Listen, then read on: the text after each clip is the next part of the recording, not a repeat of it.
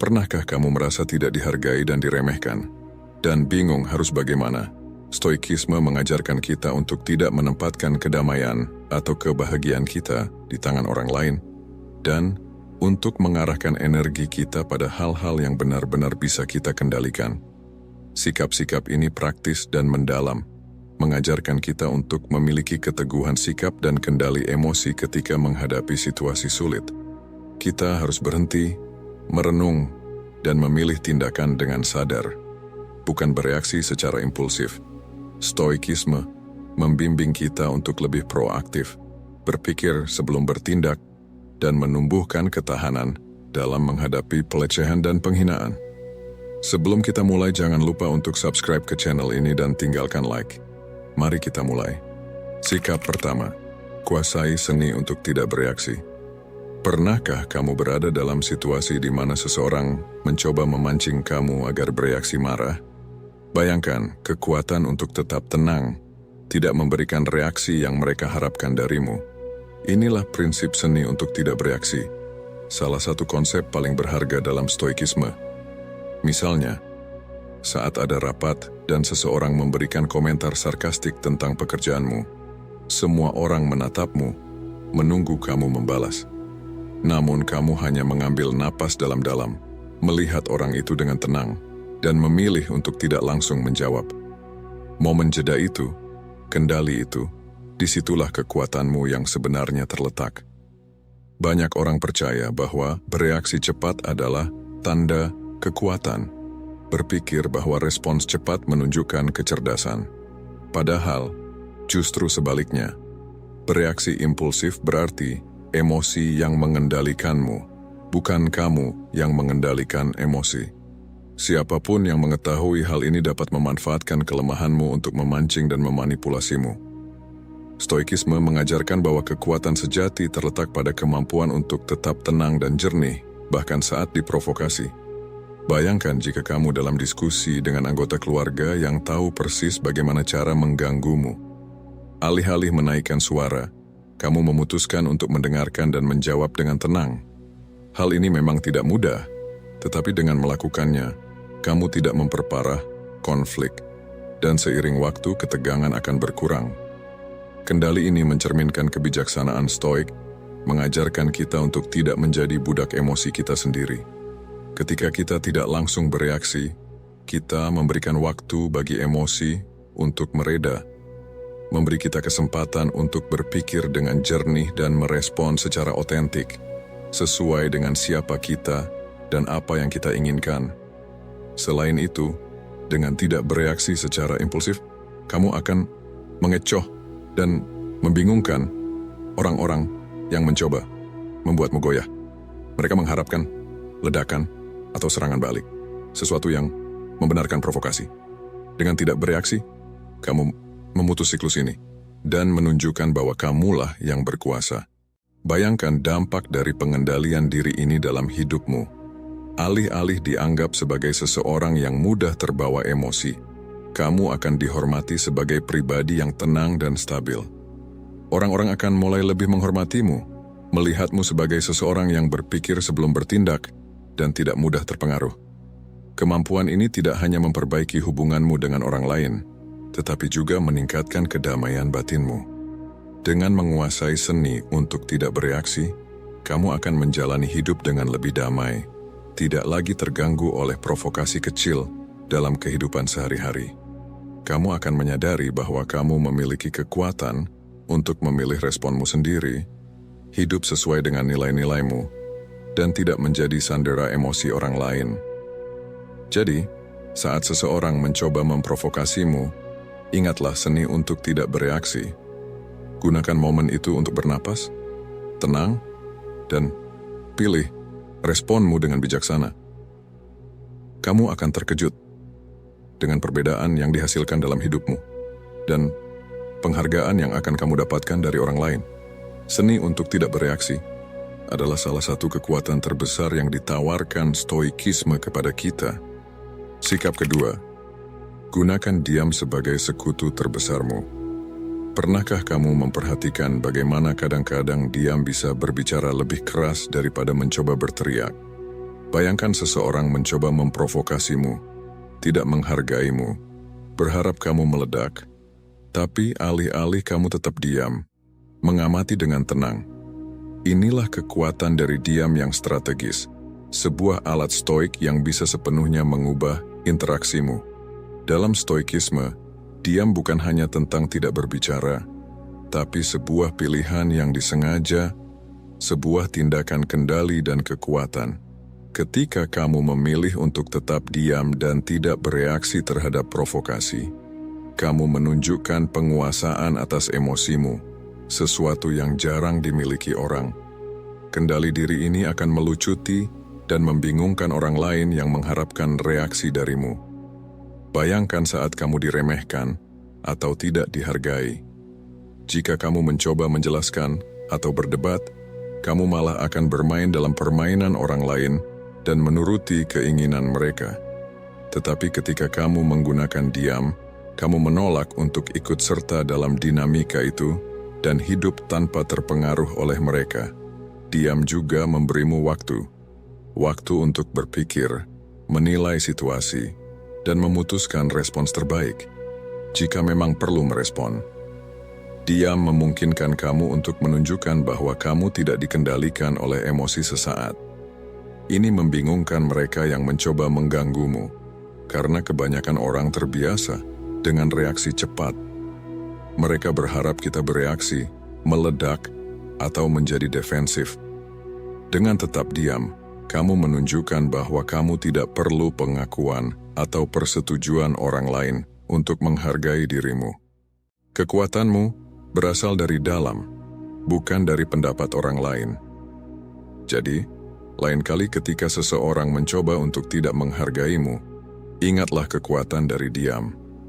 Gunakan sebagai senjata rahasiamu, dan lihat bagaimana kamu mulai mengubah tidak hanya hubunganmu, tetapi juga dirimu sendiri. Diam bisa menjadi sekutu terbesarmu, menunjukkan kekuatan batinmu tanpa perlu mengucapkan satu kata pun. Sikap ketiga, kenali kekuatanmu sendiri. Pernahkah kamu memikirkan kebebasan yang datang dari menjadi mandiri? Bayangkan tidak perlu bergantung pada siapapun untuk mencapai tujuanmu atau merasa baik secara emosional. Menjadi mandiri memperkuat semangatmu dan mengubah cara orang lain memandangmu. Ini adalah tanda kekuatan dan rasa percaya diri, nilai-nilai penting dalam stoikisme. Menjadi mandiri berarti hidup tanpa terikat pada harapan dan tuntutan orang lain. Pikirkan betapa membebaskannya itu. Seringkali, rasa tidak percaya diri terhadap kemampuan kita sendiri membuat kita bergantung pada orang lain. Tapi, ketika kamu mengenali kekuatanmu sendiri, kamu memiliki kendali penuh atas hidupmu dan pilihan-pilihanmu. Hal ini tercermin dalam semua tindakanmu dan orang-orang di sekitarmu mulai mengagumi kemandirianmu. Misalnya, bayangkan dirimu sebagai kapal yang berlayar di laut. Jika kapal itu kuat dan kokoh, ia dapat menghadapi badai tanpa perlu bergantung pada jangkar. Itulah kemandirian. Kamu adalah kapal yang tetap teguh, tidak peduli dengan kondisi sekitarmu. Ketika kamu membangun hidupmu dengan tanganmu sendiri, hasilnya adalah sesuatu yang otentik, mencerminkan dedikasi dan ketahananmu. Menjadi mandiri berarti bebas secara emosional dan finansial. Ini bukan berarti kamu tidak membutuhkan orang lain atau merasa lebih baik dari mereka. Sebaliknya, kamu menjadi lebih selektif tentang siapa yang kamu pilih untuk berbagi perjalanan hidup. Dengan memahami nilai dirimu, kamu menetapkan batas dengan jelas dan tegas, tanpa menerima perlakuan buruk dari siapapun. Kemandirian juga berfungsi sebagai perisai terhadap manipulasi. Mereka yang mencoba meremehkan atau tidak menghargaimu akan melihat kekuatan dan rasa aman yang datang dari kenyataan bahwa kamu tidak membutuhkan mereka untuk apapun. Ini melucuti upaya manipulasi, karena kamu berada di atas permainan emosional semacam itu. Setiap kali kamu menunjukkan kemandirianmu, kamu mengirim pesan kuat ke dunia. Aku cukup. Orang-orang melihat kekuatan ini. Mereka melihat bahwa kamu tidak mudah goyah saat menghadapi kesulitan, dan bahwa kamu memiliki kemampuan untuk mengatasi tantangan dengan caramu sendiri. Menjadi mandiri bukan berarti mengisolasi diri atau menolak bantuan, tetapi memiliki keyakinan bahwa jika diperlukan, kamu bisa berjalan sendiri. Rasa percaya diri ini menginspirasi dan menarik kekaguman, mengembangkan kemandirian, menguatkan dirimu, dan mengubah hubunganmu dengan orang lain. Kamu menjadi contoh kekuatan dan kemandirian, seseorang yang orang lain ingin miliki di sekitarnya. Pada akhirnya, menjadi mandiri adalah salah satu kekuatan terbesar yang bisa kamu kembangkan. Belajar mengenal dan mempercayai dirimu sendiri. Sikap keempat, utamakan hal yang penting. Bayangkan kamu berada di sebuah pesta yang ramai, penuh dengan obrolan kosong dan kebisingan yang tak ada habisnya. Alih-alih mencoba berpartisipasi dalam segalanya, kamu memilih untuk berbicara hanya dengan satu atau dua orang yang benar-benar penting bagimu. Fokus ini mengubah pengalamanmu, meninggalkanmu dengan rasa koneksi dan kepuasan, bukan kelelahan. Sekarang, terapkan ini dalam hidupmu. Ketika kamu fokus pada hal-hal yang benar-benar penting, sesuatu yang luar biasa terjadi. Kamu mulai menjalani hidup dengan tujuan, bukan hanya mengikuti komitmen dan harapan orang lain. Kamu menetapkan prioritasmu sendiri. Ini menciptakan kekuatan internal yang sulit digoyahkan. Bayangkan seorang pemanah yang sedang membidik sasaran. Tanpa tujuan yang jelas, setiap gerakan atau gangguan dapat membuat panah meleset. Namun, dengan target yang jelas, pemanah menyesuaikan fokusnya dan menembak dengan presisi. Begitu juga dengan hidupmu. Ketika kamu memiliki kejelasan tentang apa yang penting, kamu menjadi seperti pemanah itu. Mencapai tujuanmu dengan tegas, tidak terpengaruh oleh gangguan atau upaya orang lain untuk mengalihkanmu. Fokus pada hal yang esensial berarti belajar mengatakan tidak pada hal-hal yang tidak memberikan nilai.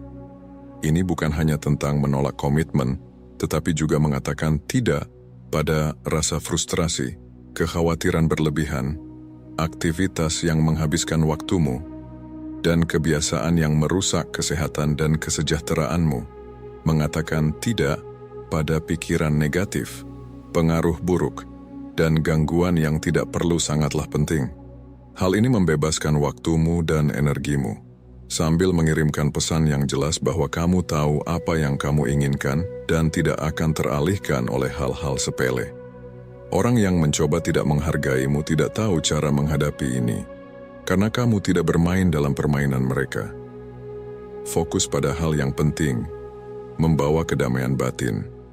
Ketika kamu berhenti khawatir tentang hal-hal yang sepele, dan fokus pada hal-hal yang benar-benar penting, kamu merasa lebih ringan, kekhawatiranmu berkurang, dan kamu mulai melihat keindahan dalam hal-hal sederhana yang bermakna dalam hidup. Ini adalah sesuatu yang banyak orang belum pernah alami, dan inilah yang bisa membuat mereka bingung. Inilah rahasianya. Ketika kamu fokus pada hal yang esensial, kamu menjadi sumber inspirasi. Orang-orang di sekitarmu memperhatikan kejelasanmu, tekadmu. Mereka melihat bahwa kamu tidak goyah oleh hal-hal kecil dan mulai menghargai hal itu. Mereka yang mencoba meremehkanmu menjadi tidak stabil karena mereka tidak bisa memahami bagaimana kamu tetap fokus dan tak tergoyahkan. Mulailah menjalani hidup dengan fokus ini. Prioritaskan apa yang penting dan abaikan sisanya.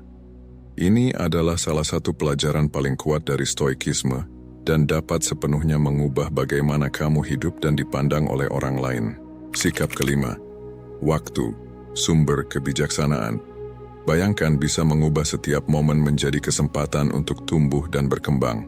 Stoikisme mengajarkan kita untuk menggunakan waktu sebagai sekutu kita, yang bisa mengejutkan mereka yang tidak menghargaimu atau meremehkanmu.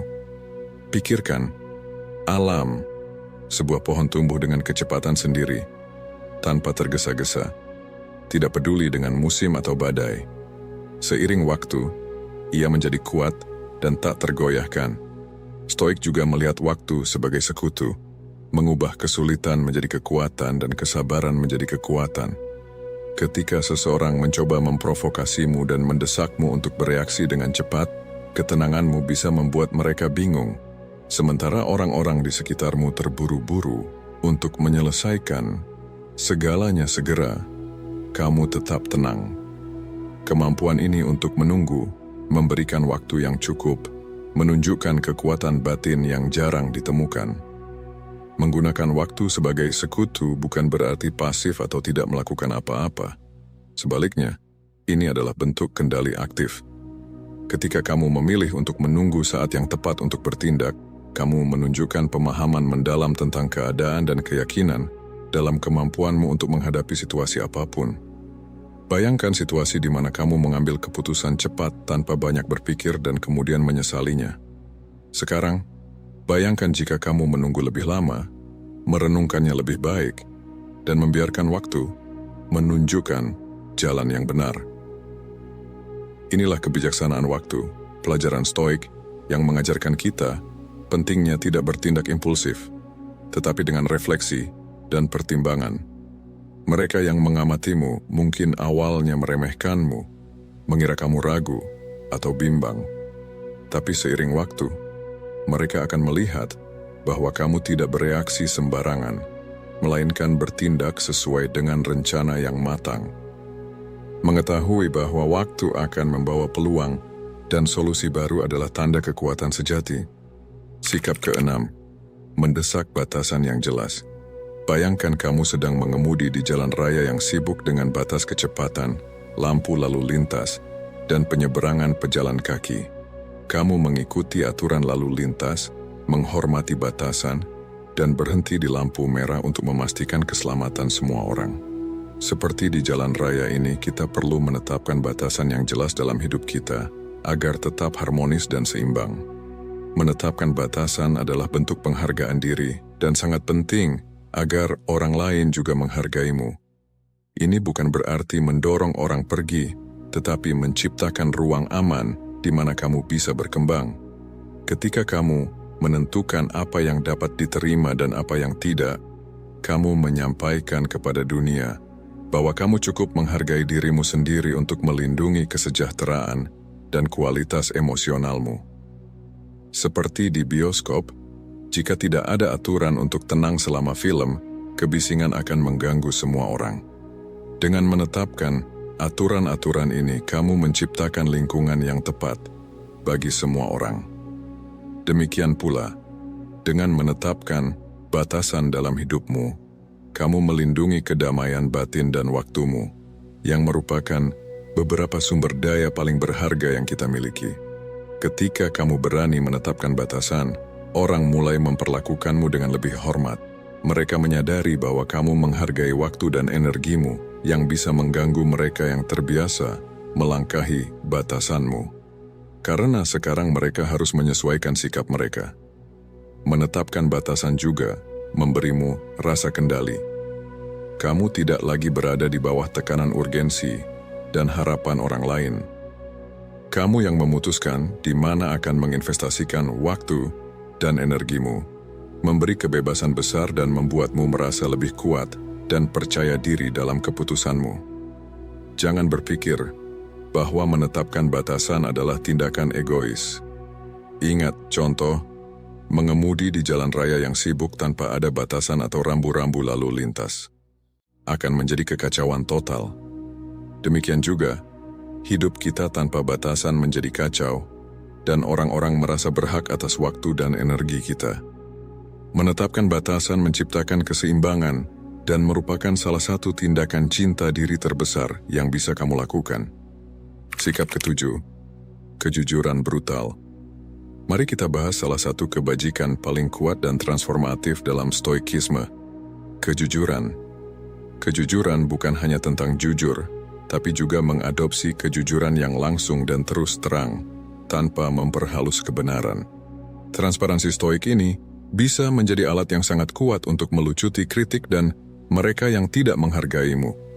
Dengan menjadi brutal dalam kejujuran, kamu menunjukkan kepada dunia bahwa kamu tidak punya apa-apa untuk disembunyikan, menciptakan aura kepercayaan di sekitarmu. Orang tahu bahwa mereka bisa mempercayai kata-katamu dan bahwa kamu tulus dalam niatmu. tanpa permainan atau manipulasi. Keaslianmu menjadi nyata dan tak terbantahkan. Bayangkan kamu membuat kesalahan. Insting umumnya adalah mencoba membenarkan atau mengecilkan kesalahan itu. Tapi seorang stoik menerima kebenaran dan dengan berani berkata, "Ya, saya membuat kesalahan. Ini yang akan saya lakukan untuk memperbaikinya." Bertindak seperti ini tidak hanya melucuti kritik, tetapi juga menunjukkan integritas yang mengagumkan. Orang menghormati mereka yang mengakui kesalahannya dan bekerja untuk memperbaikinya. Kejujuran yang brutal ini juga berlaku untuk pujian, menjadi jujur tentang kelebihan orang lain, memperkuat hubunganmu dan menciptakan lingkungan yang penuh kepercayaan. Bagi Anda yang telah mengikuti hingga saat ini, silahkan komentar filosofi hidup stoik, agar saya tahu Anda telah menonton video ini hingga akhir dan saya juga akan meninggalkan beberapa konten yang mungkin Anda sukai. Sampai jumpa.